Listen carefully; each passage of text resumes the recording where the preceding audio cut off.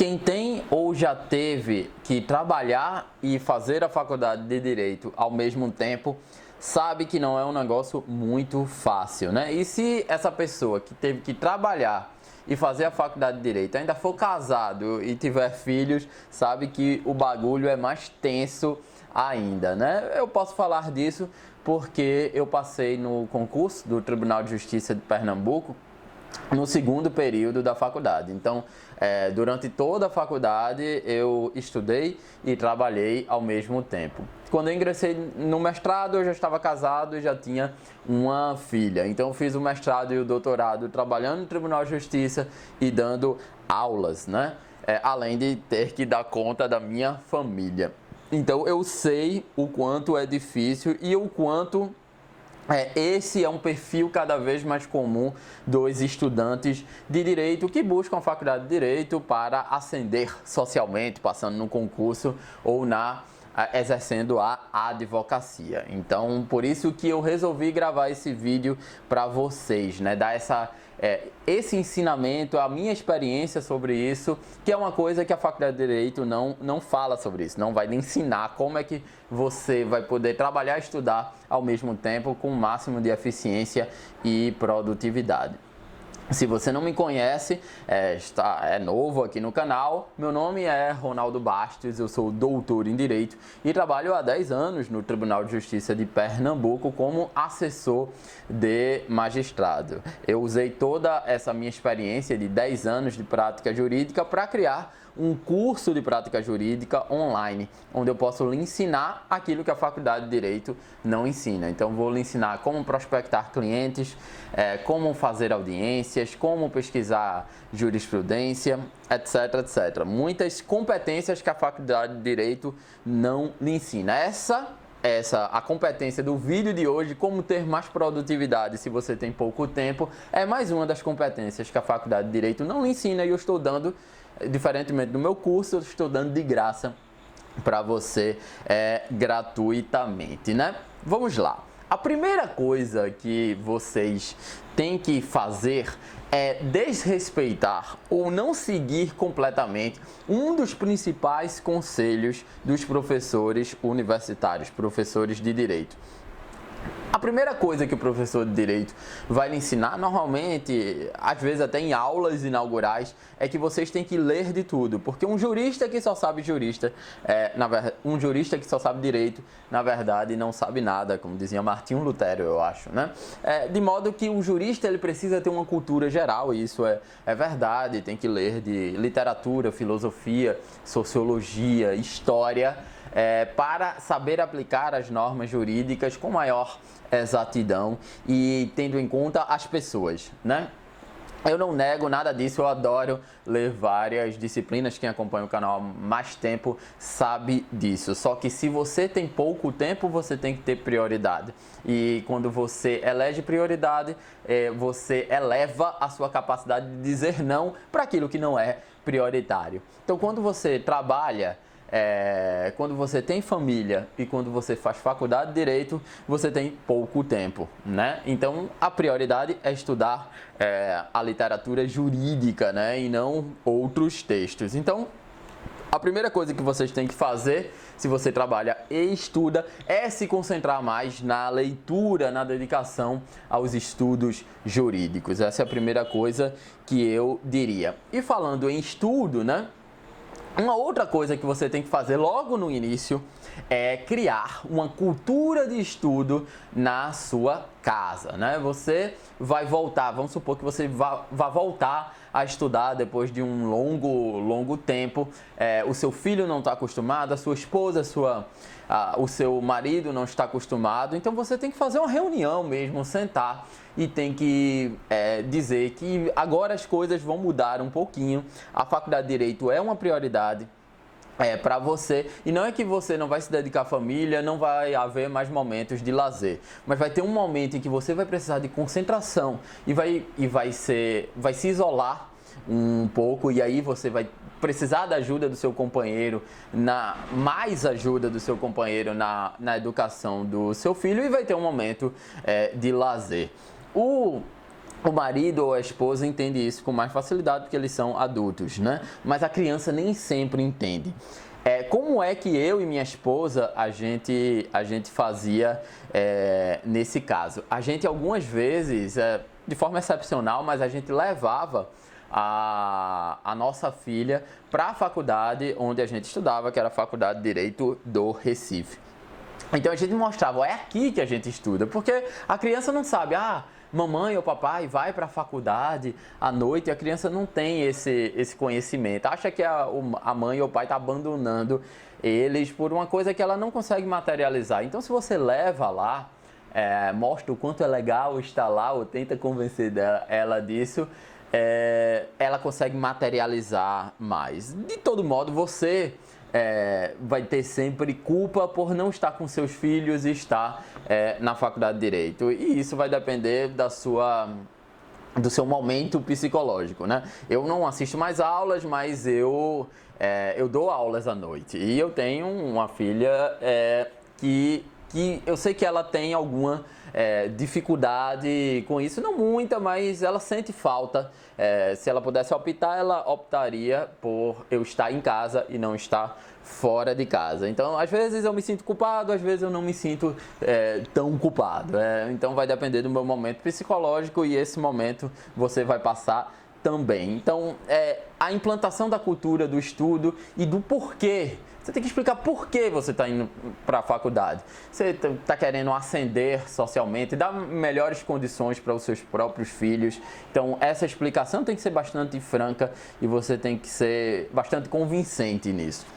Vamos lá, você já se concentrou nas leituras jurídicas, você já criou uma cultura do estudo na sua casa, agora você tem que entender de algumas técnicas de produtividade, né? Que eu vou lidar de forma ainda que superficial aqui nesse vídeo. Uma regra geral é você saber o que é prioritário e saber o que não é prioritário. Algumas pessoas, como eu, conseguem ter essa visualização sobre o que é prioritário e o que não é prioritário. Nem todas as pessoas conseguem fazer isso. Se você é uma dessas pessoas que não consegue fazer isso, eu sugiro que você anote durante 1, 2, 3 semanas qual é a sua rotina, tudo que você faz, né? Sair para levar minha filha, fui almoçar com as amigas, passei tanto tempo nas redes sociais.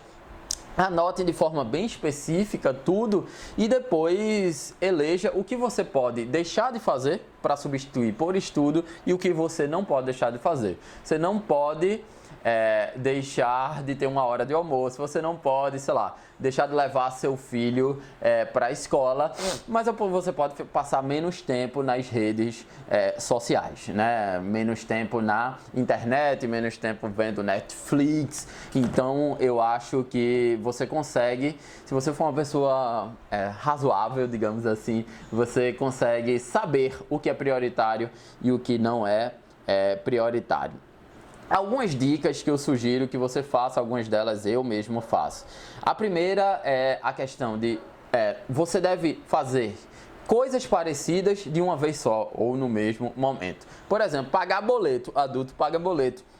Você deve colocar todos os seus boletos na mesma data de vencimento, todos no dia 5. Então, quando for no dia 4 à noite ou à tarde, você paga todas essas contas de uma vez só. Não fique pagando pingado, porque isso você perde mais tempo.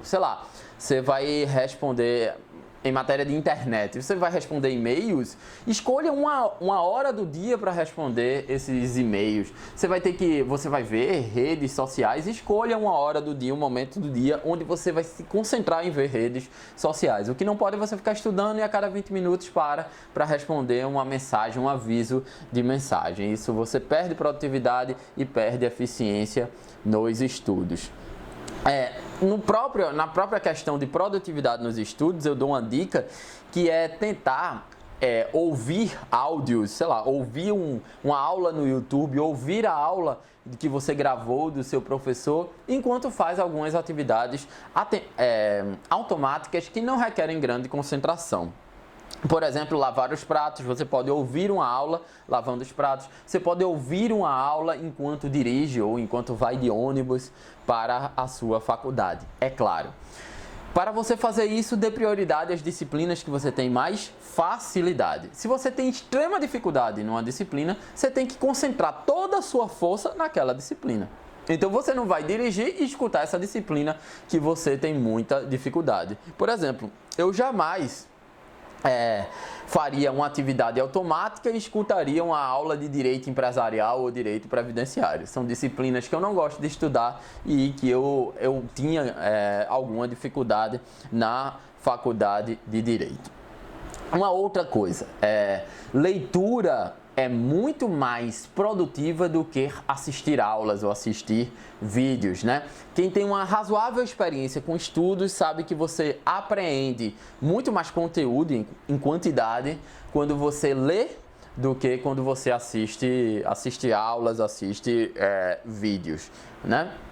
Então, dê prioridade à leitura em relação a assistir aulas. Assista aulas, como eu disse, quando você estiver fazendo outra atividade, dá para assistir essas aulas, ou quando você tiver mais tempo, né? Mas a leitura deve ser sempre o primeiro passo e não assistir aulas, assistir vídeos, né?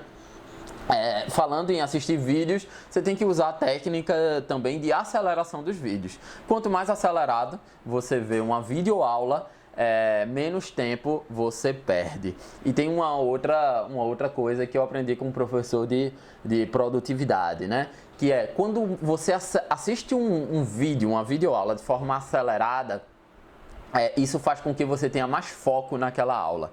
Uma coisa que eu mesmo percebi, eu assisto muitas aulas no YouTube também, e quando eu assisto uma aula na velocidade normal, eu sempre em algum espaço da aula eu dou uma olhada no celular, dou uma olhada na televisão, sei lá, que minha esposa ou minha filha esteja assistindo, vou fazer outra coisa, vou fazer uma coisa na cozinha. Quando eu assisto de forma acelerada, eu fico realmente mais concentrado, porque é mais difícil você aprender um conteúdo de forma acelerada do que aprender de forma normal. Eu uso normalmente a velocidade 1.25, mas tem gente, já vi, que usa 1.5, alguns usam 2, né? Eu não consigo ver, não é interessante para mim ver em 2 ou 1.5. 1.25 é uma velocidade que eu acho tolerável.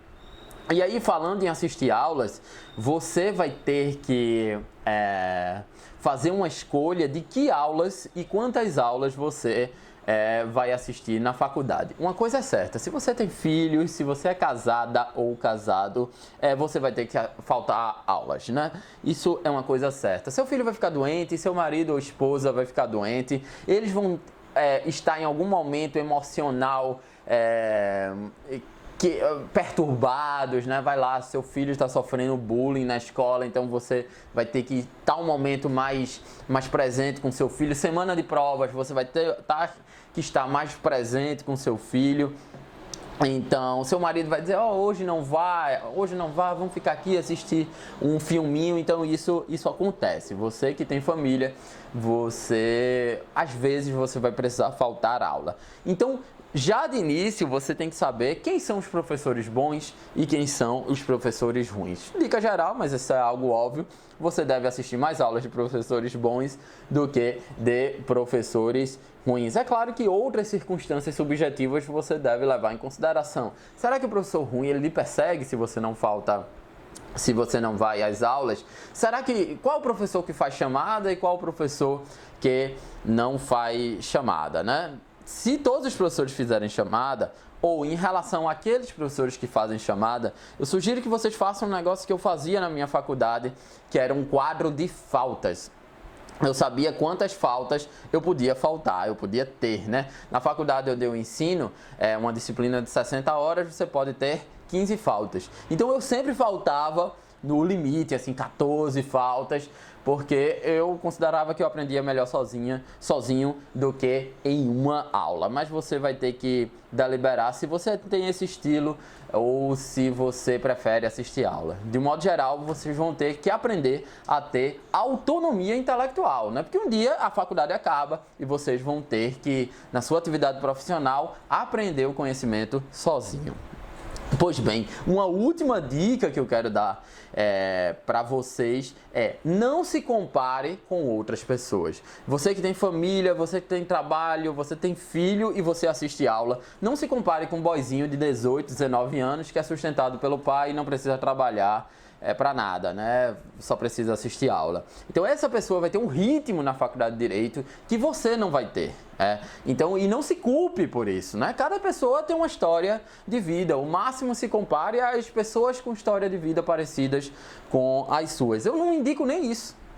Eu indico que você se compare com você mesmo no ano passado, ou você mesma no ano passado. Será que esse ano eu estou com um nível intelectual ou uma produtividade melhor que no ano passado? Porque quando você começa a se comparar com pessoas que têm histórias de vidas distintas, isso pode lhe abalar psicologicamente. Você pode perder rendimento nos estudos, aí é muito pior. Sempre se compare com você mesmo. É isso, pessoal. Espero que você tenha gostado desse vídeo. Aqueles que querem aprender outras competências que as faculdades de Direito não ensinam, se inscrevam no meu curso de práticajuridica.com, www.cursodepraticajuridica.com. O link está na descrição desse vídeo. Espero que vocês tenham gostado desse vídeo. Até uma próxima.